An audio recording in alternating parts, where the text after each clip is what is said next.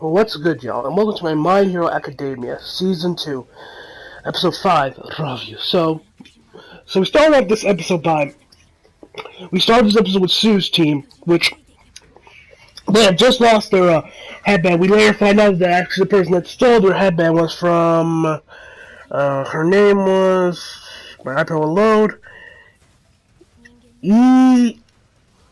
Ibara? I believe they pronounce it Ibara. She's a chick with like green hair. She like uses that. That's pretty much like her quirk. Sorry, I forgot. I'm like really sick right now. Like I'm coughing. I'm coughing like a motherfucker. And that's just when I cough, I feel like I have a goddamn chest burster inside me.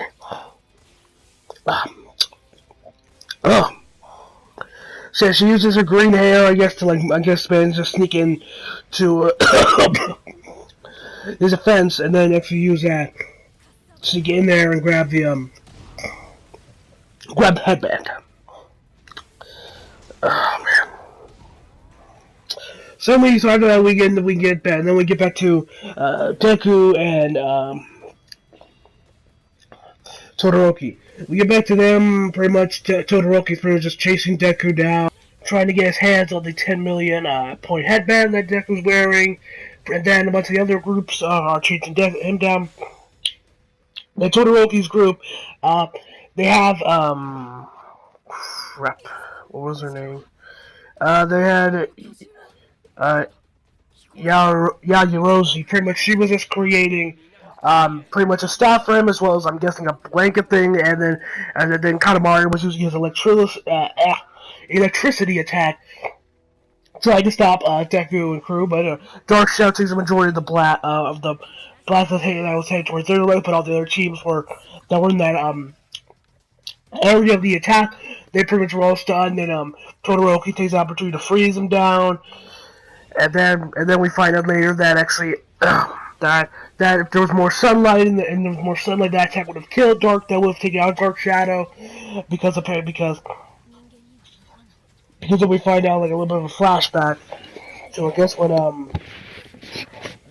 Deku's team was strategizing, I guess, trying to get him to join the group, it was pretty much like, oh yeah, blah blah. You could just be primarily just defense. Hopefully you don't need to attack. Blah blah blah blah blah. Ugh.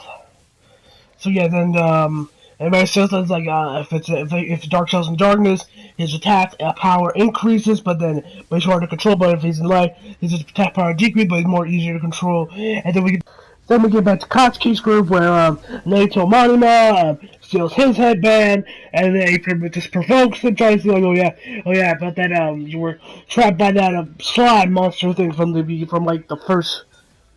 first episode of season 1. Yeah, so versus provoking him, getting him pissed off, and then Kirishima pretty much just tells Katsuki to calm down, but then Katsuki replies, I've never been calmer, can't you tell?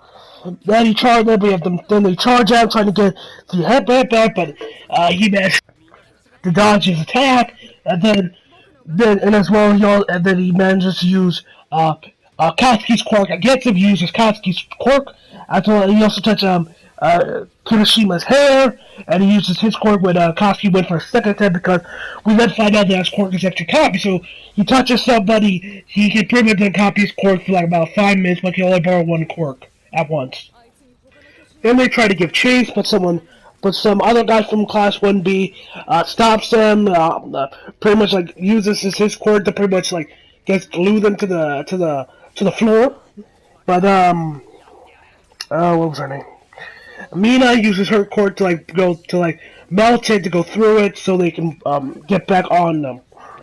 Then we get back to Deku and Todoroki's group, where Deku's managed to keep his distance throughout this whole time. Then Ida pretty much says that he's gonna do something that will then make him useless to the group.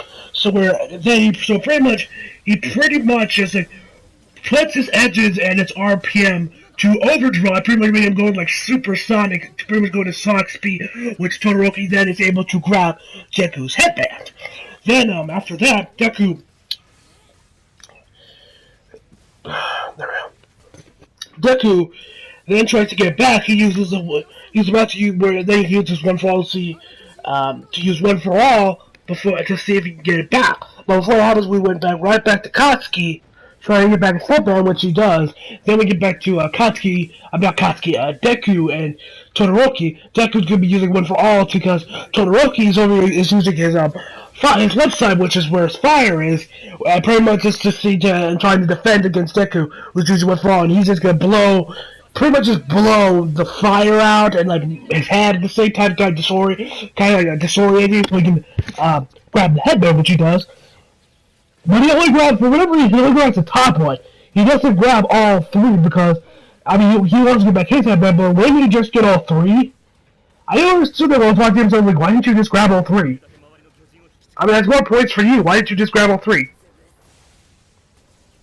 I don't know. Whatever. And then, Katsuki's also on their tail, which Deku does grab one headband, but it's only for worth 70 points. So then Katsuki's on their tail as well, because Katsuki now has his headband. They're going to be working on getting, going all the way, trying to get the 10 million one. And so it's Deku, there's about like 10 seconds left. Deku's trying to reach it, but the time expired before either of them could get to them. Then, Todoroki's over here talking about, I promised myself I wouldn't use my left side. At this rate, I'll become what he wants. And I guess he's talking about his dad, because his dad has his quirk is fire.